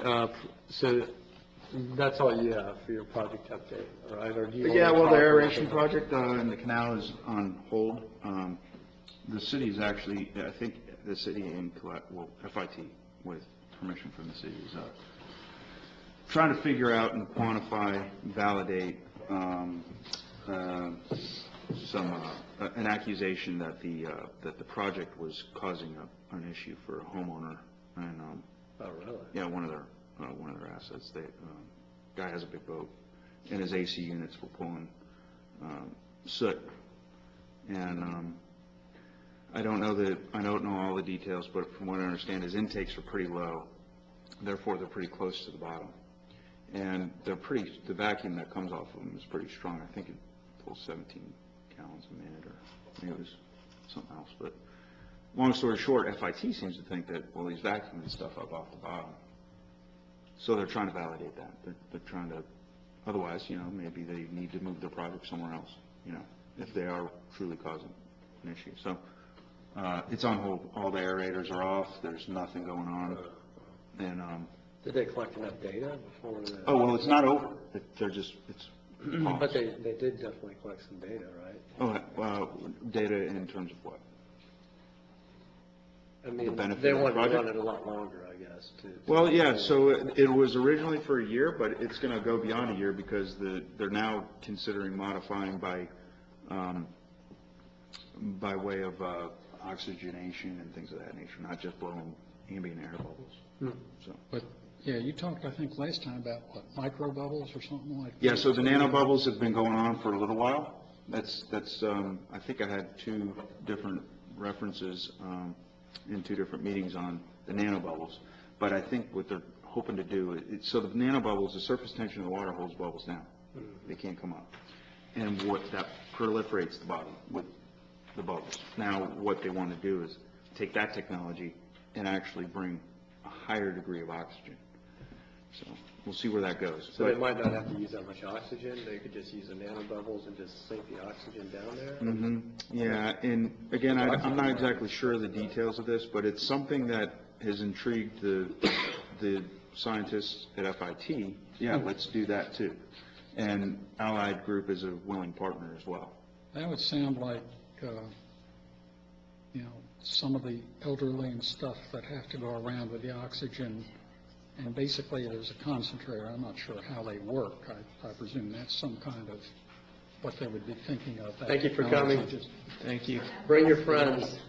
Yeah, We'll have food next time, I promise. I don't know how it'll work, but if it's important for you guys, I can get answers, to those questions. And to me, it's pretty exciting that the project, while it might have hit a year, now it's got juices flowing as to how can we do this better. And to me, that's pretty exciting. Well, that might be, if there was somebody there that was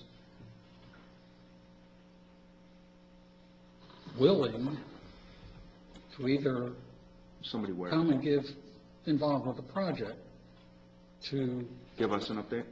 either us or council. That would be cool. It would probably be, we'd be more interested maybe, but really probably politically, it'd be better to present it to council, I would think. That's a discussion to have with Courtney.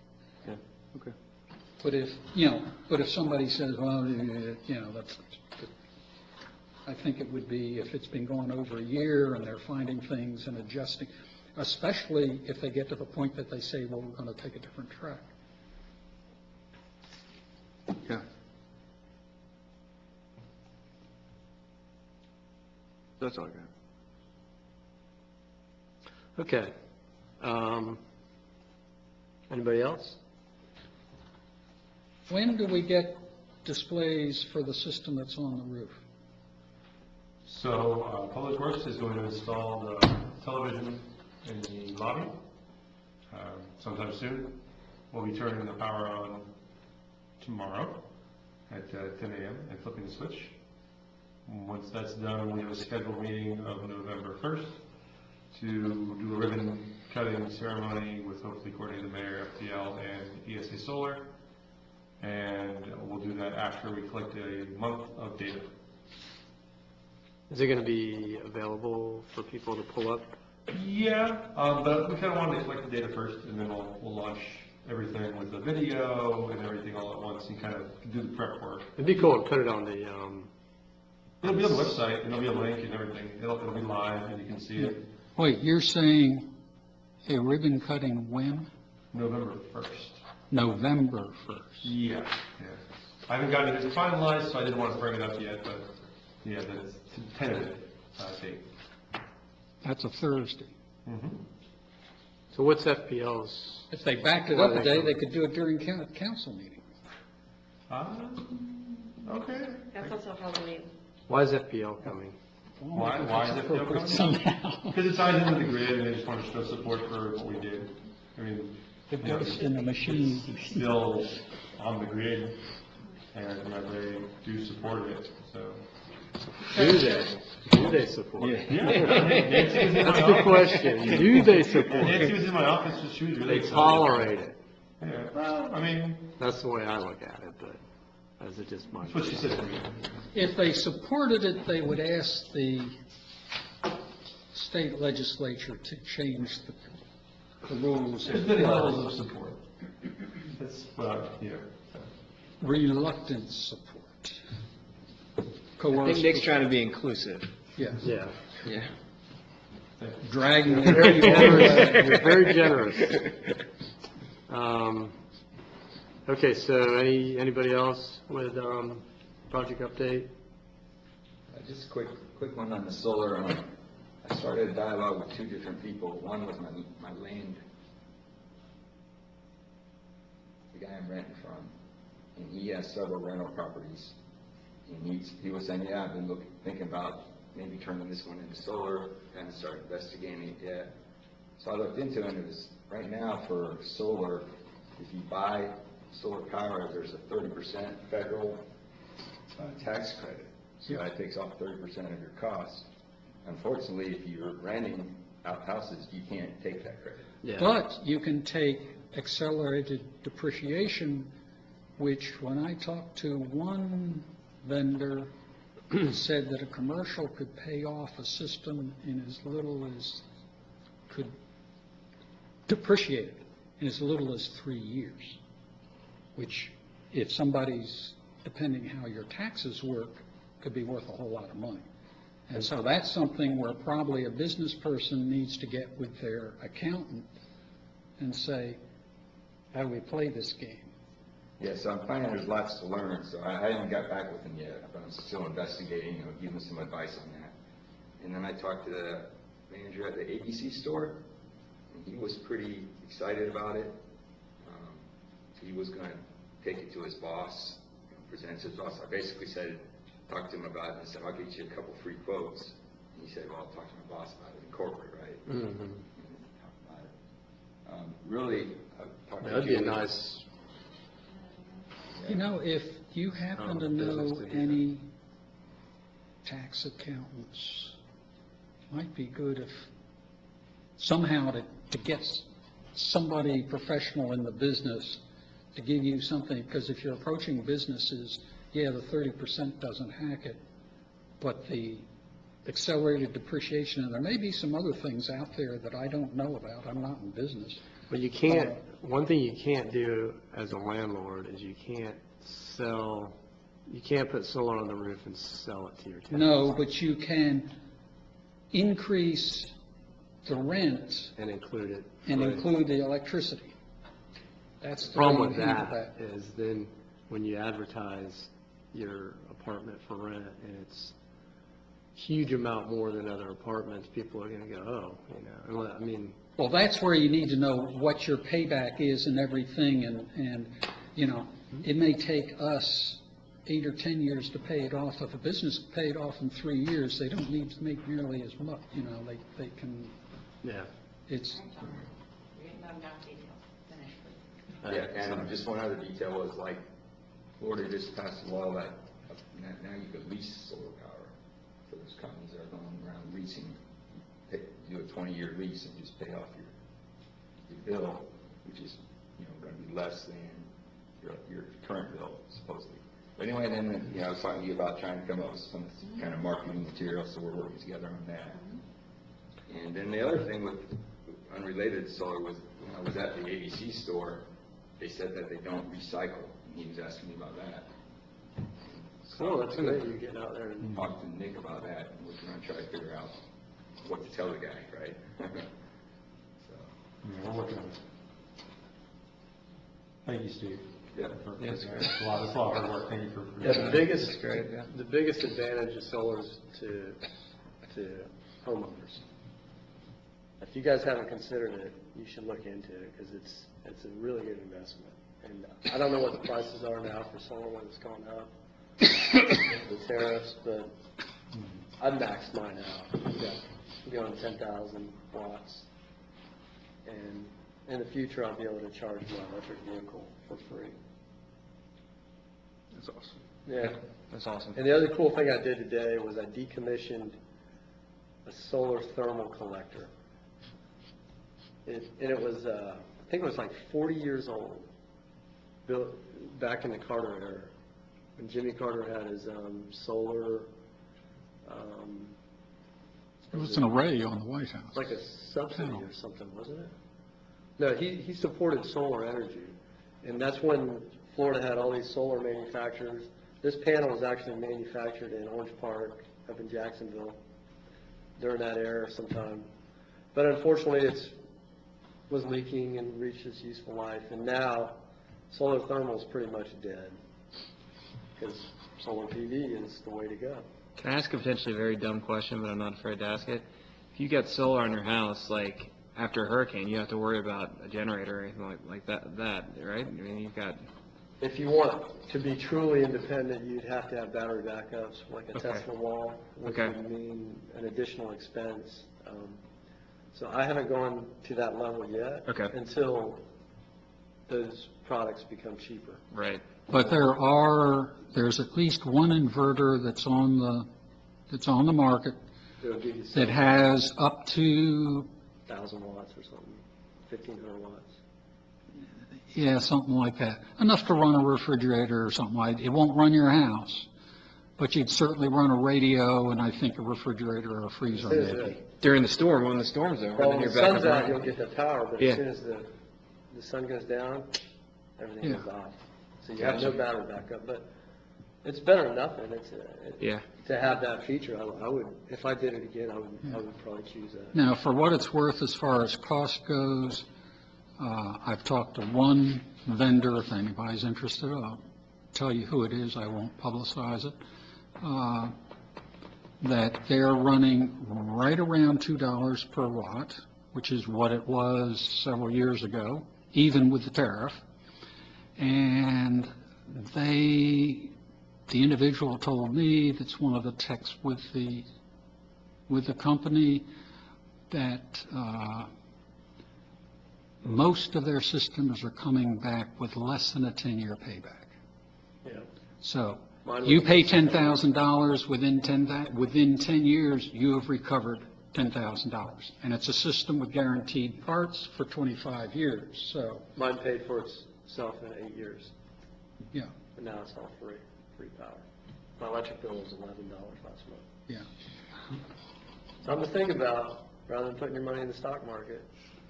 Plus, you get shading. You put it Yeah. all on the south side of your house, it shades your roof, and you get additional benefits that aren't normally figured in the calculation. But anyway, so next item is agenda items for next meeting. We talked about going over GATS, so we'll put that on there. Maybe prioritizing, or everybody should do some homework and look at the plan and maybe pick a GAT that you might want to champion. And a quote, And a what? quote for the water bottle. Quote And a sooner, quote. that's email, right? Yeah, that's email, we need Yeah. to think about that quickly. Email the group. Yep. No. Email Email to her, Julie. not the group. You Yeah. can email the group, you cannot. Cannot respond, yeah. Yeah. Better It's just, dangerous emailing the group. Yeah. Just saying that out loud, John. okay, is there anything else that we want to talk about for the next meeting?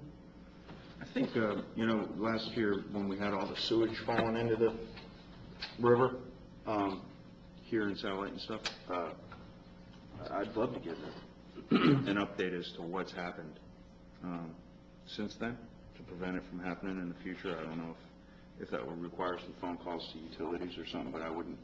You talking about like getting an update from Brevard County? Getting an update as to what's happened in our city to prevent sewage from dumping into the water, yeah. Well, they're doing a whole lot of slip lining. I'd love to know more about that, and Maybe I don't know if this is Public Works? going for it, but. No. There's also they haven't got back with the smoke testing stuff yet, but that's going to be a big part in this and trying to figure out what the next step is. And there may be a partnership with the lagoon tax to try to help residents fund infrastructure under their house, the piping.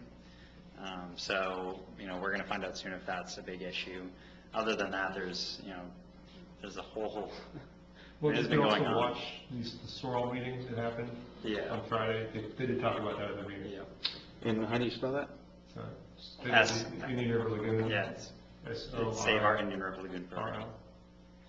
And also, the county has finished, we had several of those big spills where because a force main broke, and they've replaced the plastic pipe with ductile steel, I think it is. So that should be taken care of.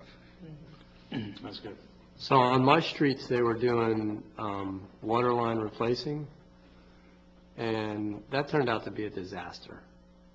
Because they were using that bullet thing that they shoot through the ground to pull their pipe through. And they ended up busting through my sewer line and apparently several other sewer lines. And my sewer line was not marked, which was the county's fault because they were supposed to come out and mark it. So it wasn't the, what was the name of the company that was doing that? Doing the slip line? No, not the slip lining, the replacement of the water lines. Wycom, I think? That sounds right. Yeah, Wycom was doing it. So it wasn't actually their fault that they shot through my sewage line. And I had to find it out on my own. I came home one day and I saw like water pouring out of, or not pouring, but seeping out of my driveway. I didn't think of it at first, much at first, but then I was in my yard or something playing with my dog and I was like, man, something stinks around here. And I went over there and looked at it and it was sewage seeping out. So, I mean, this probably isn't a huge hit on the lagoon, but it's just another thing that, And I noticed all down Sherwood, there's these other areas, and I don't know all the facts, but they dug up a whole bunch of areas where it looked like they damaged some other sewage lines there. So.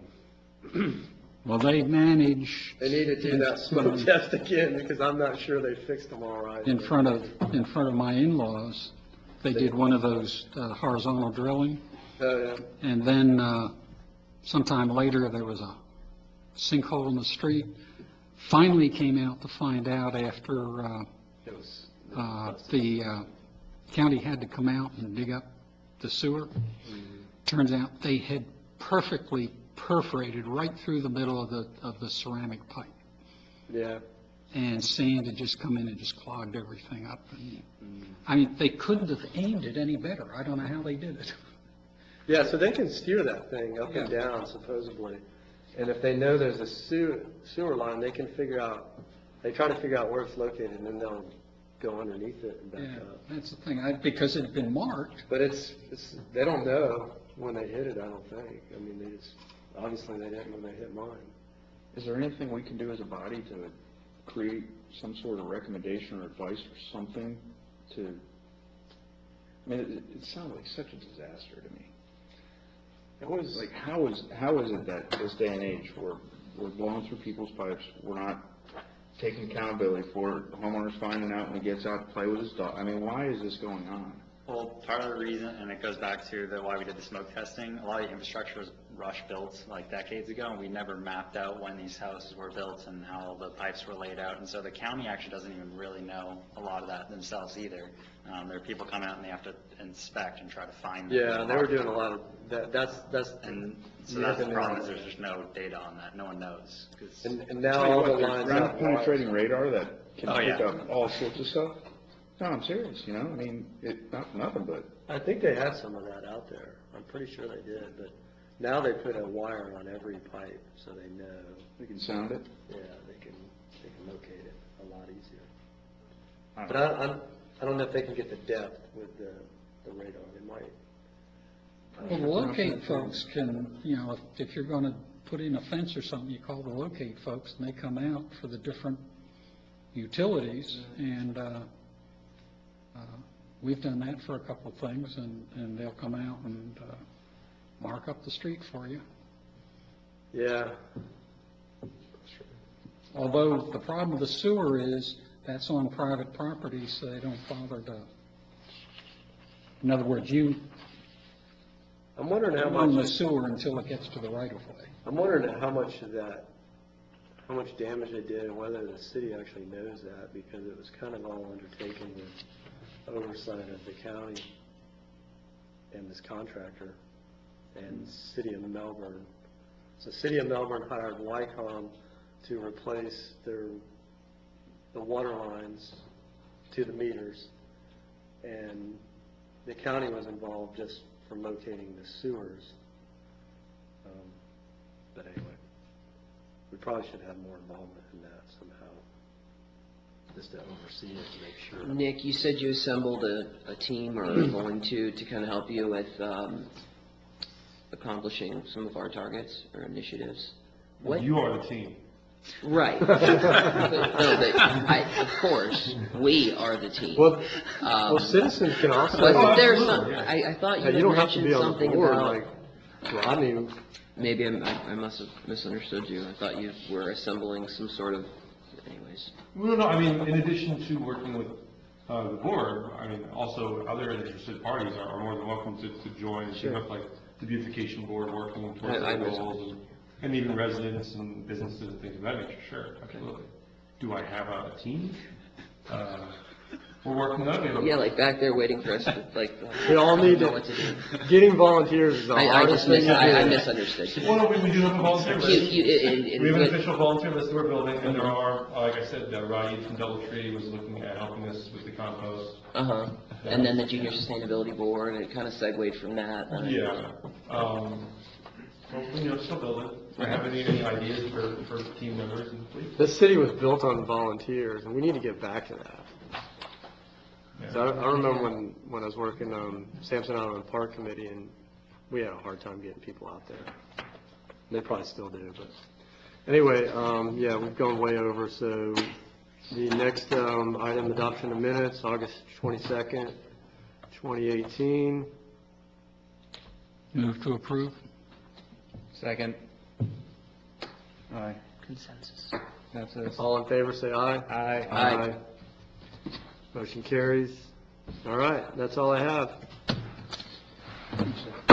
Live long and prosper. Yeah,